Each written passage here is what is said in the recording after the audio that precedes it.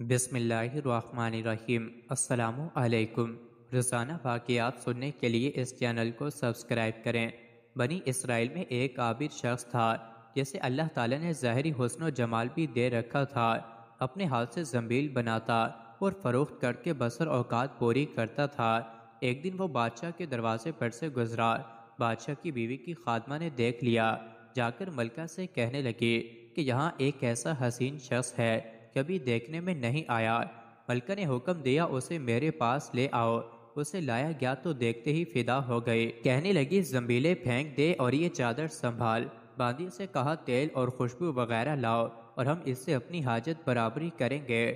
اور عابد سے کہنے لگی کہ اب تجھے زنبیلیں بیچنے کی کوئی ضرورت نہیں رہے گی۔ عابد بارہا انکار کرتا، بار بار انکار کرتا رہا تو ملکہ بولی کہ اگر تو یہ کام نہیں کرے گا تو یہاں سے جا نہیں پائے گا، اور دروازہ بند کرنے کا حکم دیا۔ عابد نے جب یہ صورتحال دیکھی تو بولا کہ محل کے اوپر کوئی ضرورت کی جگہ ہے؟ کہنے لگے ہاں۔ باندی کو حکم دیا کہ اس کے لیے پانی وغیرہ اوپر لے جاؤ۔ یہ اوپر چھت کے کونے میں گیا، دیکھا کہ محل تو بہت اونچا ہے، کوئی ایسی چیز نہیں جس سے لٹک کر اتر جائے۔ آخر اپنے نفس کو خطاب اور عتاب کرنے لگا کہ تو 70 برس سے اپنے رب کریم کی رضا کا طلبگار ہوا ہے، رات دن اسی حرص میں گزرتے ہیں، تجھ پر ایک ایسی شام آئی ہے جو تمام محنت کو ضائع کر دے گی۔ اللہ تجھ سے بڑا کوئی خائن نہ ہوگا۔ اگر یہ شام تیرے عمل کو فاسد کر دے گی تو اللہ کو کیا منہ دکھائے گا؟ غرض اسی طرح اپنے آپ کو خطاب و عتاب کرتا رہا۔ حضور صلی اللہ علیہ وآلہ وسلم فرماتے ہیں کہ اس کے بعد جب اس نے بلندی سے کود جانے کا تہیہ کر لیا تو اللہ تعالیٰ نے حضرت جبرائیل علیہ السلام کو ندا دی۔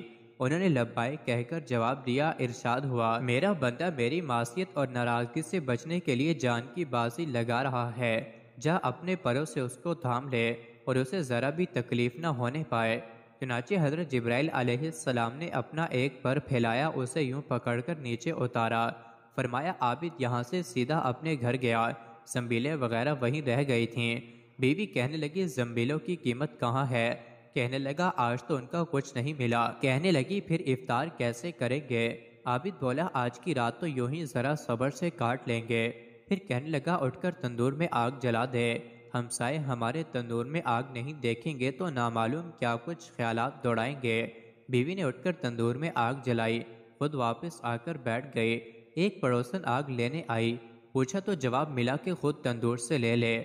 یہ عورت آگ لے کر واپس ہونے لگی تو گھر والی سے کہنے لگی بہن تو یہاں بیٹھی باتیں کر رہی ہے اور ادھر تیری روٹیاں پک چکی ہیں بلکہ جلنے کو ہیں۔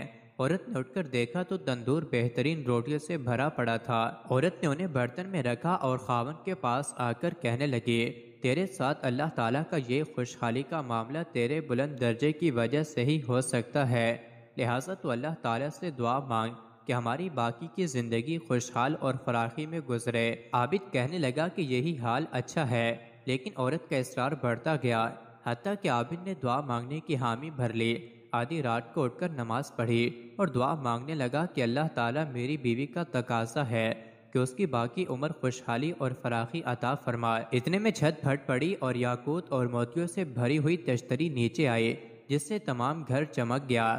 عابد نے بیوی کا پاؤں ہلایا کہ اٹھ جا اور جو مانگتی تھی سنبھال لے۔ عورت بیدار ہو کر کہنے لگی جلدی نہ کر، بس مقصد کے لیے تو نے نہ ہی جگایا ہوتا تو اچھا ہوتا۔ میں خواب دیکھ رہی تھی کہ سونے کی بہت سی کرسیاں بچھی ہوئی ہیں لیکن ان میں سوراخ ہے۔ میں نے پوچھا یہ کرسیاں کس کی ہیں؟